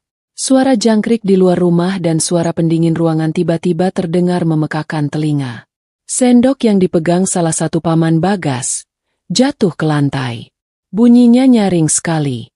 Bagas tergagap. Dia bilang aku bohong. Dia bilang aku mengada-ada. Aku tersenyum lagi. Aku berjalan santai ke ruang kerjaku yang kecil di dekat ruang tamu. Ruangan yang mereka acuhkan selama ini. Mereka semua mengawasiku. Aku membuka laci mejaku. Aku mengambil sebuah map plastik tebal berwarna biru. Aku kembali ke meja makan. Dan aku melemparkan map itu ke atas meja, tepat di depan wajah Bagas. Brak! Isinya tumpah. Di sanalah buktinya. Di atas sisa-sisa ayam bakar dan kuah gurame. Sertifikat hak milik atas nama Santi. BPKB mobil sedan hitam atas nama Santi. BPKB mobil box catering atas nama Santi. Surat izin usaha perdagangan catering atas nama Santi. Buku tabungan bisnisku, dengan saldo yang mungkin tidak pernah mereka lihat seumur hidup mereka. Aku menatap mereka semua, satu persatu. Para ipar yang pucat, para sepupu yang menunduk, Ibu Ratih yang gemetar, Rani yang membeku. Lalu aku menatap Bagas. Rumah ini milikku. Mobil ini milikku. Bahkan nasi yang baru saja kalian telan, itu milikku. Kalian semua hanya numpang. Dan sekarang, kataku, sambil mengambil ponselku dari saku daster, pesta kalian sudah selesai. Keheningan yang mengikuti jatuhnya map biru itu adalah keheningan yang paling kunikmati seumur hidupku. Ruangan yang tadinya riuh oleh tawa angkuh dan suara sendok garpu, kini senyap. Hening. Semua orang membeku. Aku melihat wajah Ibu Ratih. Mulutnya yang tadi sibuk menghina, kini terbuka. Wajahnya yang dipoles bedak tebal itu kini warnanya abu-abu, seperti kertas koran basah. Matanya melotot ke arah tumpukan sertifikat di atas meja. Aku melihat Rani, calon ratu, itu. Senyum sinisnya luntur seketika. Dia tidak menatapku. Anehnya, dia menatap Ibu Ratih. Tatapannya penuh amarah. Sepertinya, dia baru sadar kalau dia juga ikut ditipu. Dia dibawa ke sini dengan janji istana, padahal istananya milik orang lain. Dan Bagas, suamiku, tangannya gemetar hebat. Dia mengulurkan tangannya, bukan untuk memegangku, tapi untuk menyentuh kertas-kertas itu. Dia mengambil selembar sertifikat hak milik rumah ini. Dia membacanya. Matanya bergerak bolak-balik. Dia pasti mencari namanya. Tapi yang ada hanya namaku. Santi. Para ipar, paman, dan sepupu yang tadi ikut menertawakanku, kini serentak bergeser. Kursi mereka berderit pelan di lantai marmer. Mereka berusaha menjauh. Menjauh dari Bagas. Menjauh dari Ibu Ratih. Mereka seperti penumpang kapal yang sadar kalau mereka sudah salah naik kapal. Dan kapal ini akan segera tenggelam. Ibu Ratih akhirnya menemukan suaranya. Beliau menjerit. Bukan lagi bentakan. Tapi jeritan melengking yang panik. Dia bilang aku bohong. Dia bilang surat-surat itu palsu. Dia bilang aku menipu anaknya. Aku tidak menanggapi. Aku sudah selesai bicara. Sekarang waktunya bertindak. Aku mengambil ponselku dari saku daster. Mereka mungkin mengira aku akan menelepon pengacara. Atau polisi. Aku menekan nomor panggil cepat. Itu adalah nomor pos keamanan di gerbang depan kompleks. Telepon tersambung. Aku bicara dengan nada yang sama seperti saat aku memesan galon air minum. Tenang, datar, dan penuh perintah. Aku bilang, "Halo, Pak Satpam? Ini saya, Bu Santi, rumah nomor 12. Aku berhenti sejenak, melirik ke arah 3 orang yang kini menatapku ngeri. Bisa tolong kirim 3 petugas ke sini sekarang? Ada. Tamu tidak diundang yang harus dikawal keluar dari pekarangan saya. Terima kasih." Kututup teleponnya. Tindakan itu, telepon singkat itu, jauh lebih menakutkan bagi mereka daripada teriakan atau makian. Itu adalah tanda bahwa aku serius. Ibu Ratih mulai histeris. Dia mencoba meraih Bagas. "Bagas, kamu bilang sesuatu. Kamu laki-laki. Kamu kepala keluarga." Tapi Bagas sudah hancur. Direktur utama fiktif. Itu kini hanya patung lilin yang mulai meleleh. Dia terduduk lemas di kursinya, memegangi kepalanya. Dunianya runtuh dalam 5 menit. Aku menoleh ke belakang, ke arah Bei Lastri, yang sejak tadi berdiri mematung sambil memegang teko. Matanya masih basah, tapi isak tangisnya sudah berhenti. Dia menatapku dengan tatapan takjub. Aku tidak perlu bicara banyak. Aku hanya memberinya satu anggukan kepala. Bei, bantu aku. Bei Lastri langsung mengerti. Kami berdua berjalan melewati meja makan yang berantakan. Melewati sisa-sisa pesta dan wajah-wajah yang ketakutan. Kami menaiki tangga.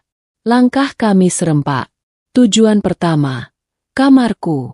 Kamar utamaku, yang sudah diinvasi Rani. Aku membuka pintunya.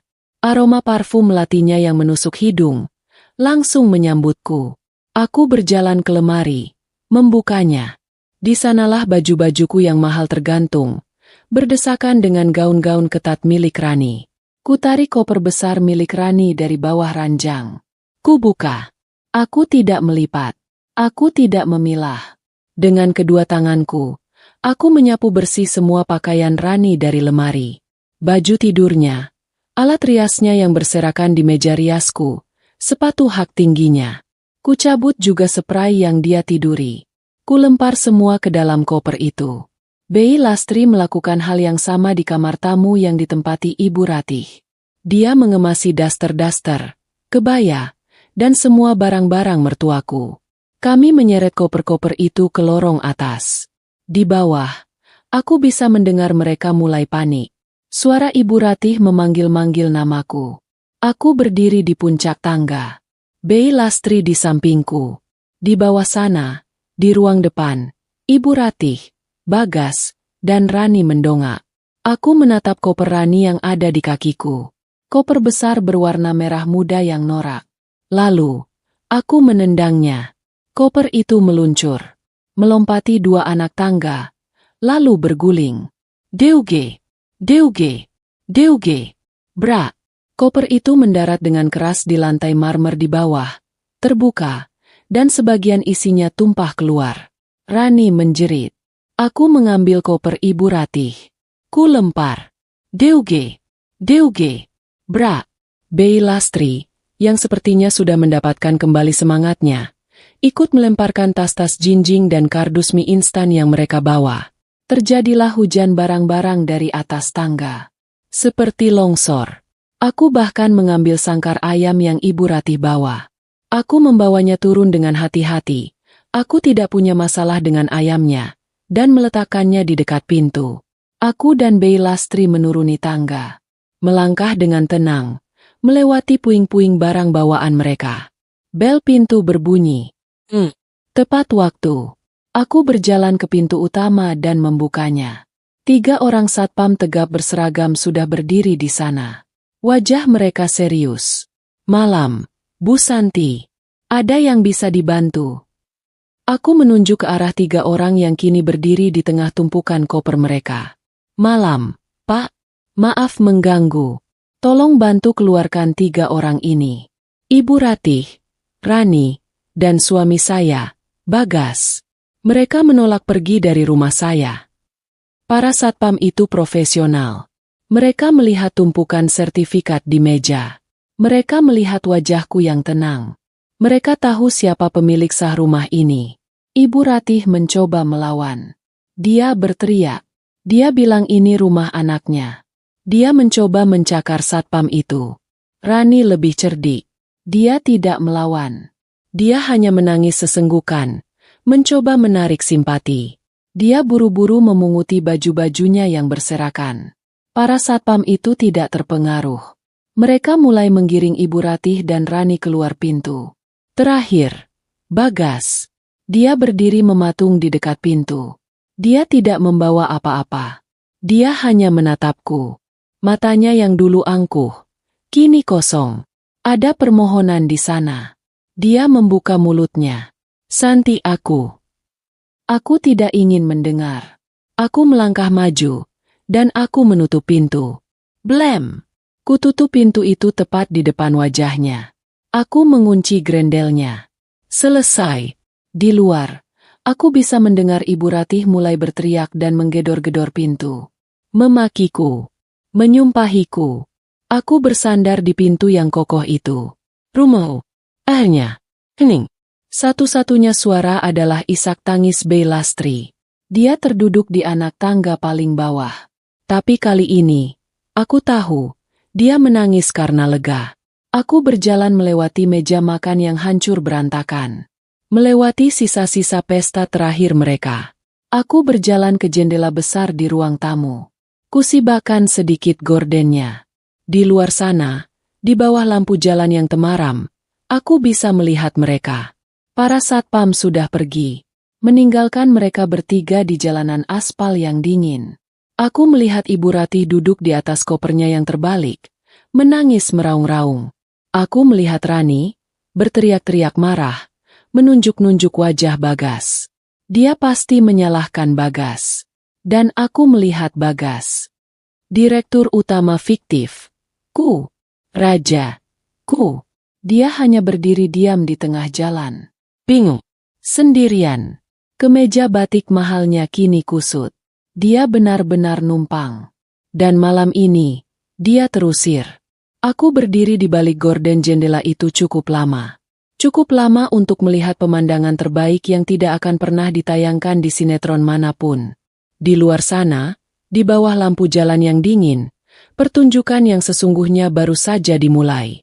Ibu Ratih, yang tadi meraung-raung di depan pintuku, kini sudah kehabisan tenaga. Dia duduk di atas kopernya yang terbalik, menatap kosong ke aspal. Kebaya mahalnya kini kotor dan kusut. Riasan wajahnya luntur oleh air mata amarah. Rani, si calon ratu, menunjukkan warna aslinya. Dia tidak lagi menangis manja. Dia berteriak-teriak histeris. Dia menunjuk-nunjuk wajah Bagas, memakinya habis-habisan. Dia pasti merasa tertipu. Laki-laki sukses yang dijanjikan ibunya, ternyata hanyalah seorang pengangguran yang menumpang hidup pada istrinya. Dan Bagas, direktur utama fiktif, dia hanya berdiri di tengah-tengah itu semua. Seperti patung lilin yang bingung. Dia tidak membela ibunya. Dia tidak menenangkan Rani. Dia hanya menatap nanar ke arah rumah. Rumah yang baru saja hilang dari genggamannya. Kulihat beberapa tetangga mulai mengintip dari balik jendela mereka. Para satpam juga masih mengawasi dari pos mereka di ujung jalan, memastikan drama itu tidak berpindah ke pekarangan orang lain. Mereka kini menjadi tontonan. Dari tuan rumah pesta, mereka menjadi gelandangan yang menyedihkan di tengah malam. Kutarik gordenku. Kututup rapat-rapat.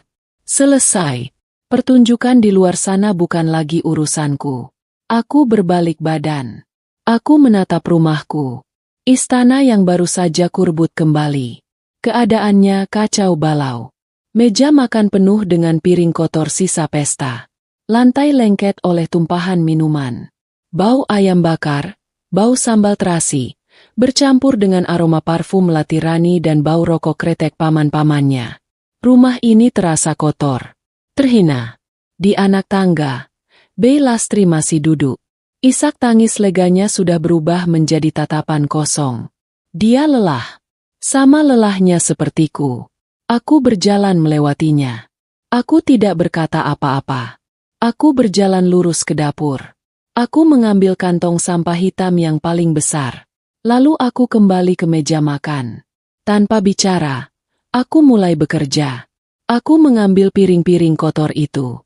Sisa-sisa makanan yang mereka lahap dengan rakus tadi, kusapu bersih, kumasukkan ke kantong sampah. Aku tidak mencucinya. Aku tidak sudi. Piring-piring itu, piring yang sudah dipakai oleh mulut-mulut penghina itu, akan kubuang. Bey Lastri melihatku. Dia terdiam sejenak. Lalu, dia bangkit berdiri. Dia mengambil kantong sampah satu lagi. Kami bekerja dalam diam. Kami tidak bicara. Hanya ada suara piring-piring keramik yang berdenting pelan saat kami masukkan ke kantong. Kami menyapu lantai. Kami mengumpulkan gelas-gelas. Malam itu, kami berdua membersihkan sisa-sisa penjajahan. Kami membuang semua sampah, semua kenangan buruk dari rumah ini. Butuh waktu 2 jam. Pukul 1 dini hari, rumah itu akhirnya bersih. Meja makan sudah kosong. Lantai sudah dipel. Kantong-kantong sampah hitam menumpuk di depan garasi. Siap diambil tukang sampah besok pagi. Aku membuka semua jendela lebar-lebar. Kubiarkan angin malam masuk. Mengusir bau rokok. Mengusir bau parfum murahan itu. Aku dan Bey Lastri terduduk di sofa ruang tamu yang kini sudah bersih. Sofa yang sama, yang tadi pagi masih diduduki paman-paman Bagas. Kami tidak bicara. Kami hanya saling pandang. Lalu, untuk pertama kalinya, kami tertawa. Tawa yang pelan, tapi sangat, sangat lega. Paginya, aku bangun di ranjangku, di kamar utamaku. Aku baru tidur 3 jam, tapi rasanya ini adalah tidur paling nyenyak dalam hidupku. Wangi parfum Rani sudah hilang, ku ganti dengan aromaterapi lavender kesukaanku. Aku turun ke bawah. Bey Lastri sudah ada di dapur. Dia sedang membuatkan teh tawar hangat untukku. Seperti biasa. Seperti sedia kala. Rumah ini kembali hening. Hening yang mahal harganya. Kami sarapan berdua di meja makan yang bersih. Hanya nasi goreng sederhana. Aku menggeser sebuah amplop putih tebal ke hadapan Bey Lastri. Ini buat Bibi, kataku pelan. Bey Lastri menatap amplop itu, lalu menatapku. Bu, ini apa? Anggap saja bonus, jawabku. Bonus karena sudah setia. Bonus karena Bibi tidak meninggalkanku. Bahkan saat aku diperlakukan seperti babu. Mata Bey Lastri kembali berkaca-kaca. Dia menggeleng, mencoba menolak. Aku mendorong amplop itu lagi. Mulai hari ini, Bibi bukan lagi asisten rumah tanggaku. Bibi sahabatku. Rekan kerjaku. Kita urus bisnis ini sama-sama. Ya. Bey Lastri akhirnya mengambil amplop itu. Dia tidak bisa menahan tangisnya. Dan aku, setelah sarapan, aku melakukan ritual yang sudah lama hilang. Aku duduk di terasku, di kursi rotan favoritku. Aku menyeduh kopi pagiku sendiri. Aku membuka laptopku. Laptop yang sudah seminggu ini kutinggalkan. Belasan panggilan tak